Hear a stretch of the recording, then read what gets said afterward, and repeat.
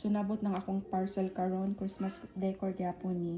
Actually gi-deliver ni siya gahapon sa amo ang mailbox gibutang. Karon na akong buntag gikuha. So Christmas decor gyapon siya.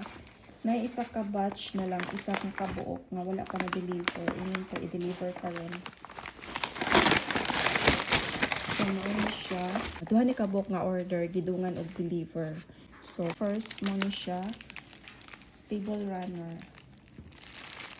Niya akong gipili. Baga ni siya. Niya ang design. And then, kani, naay nakabutang Merry Christmas. Or naay nakasulat nga Merry Christmas.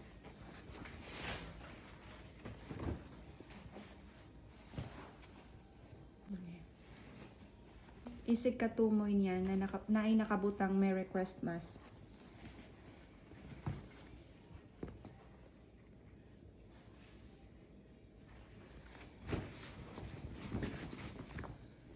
And then, kaning ikaduha, para ni sa mga Christmas tree. Kani, so, ang color niya is gold and then naapod siya silver.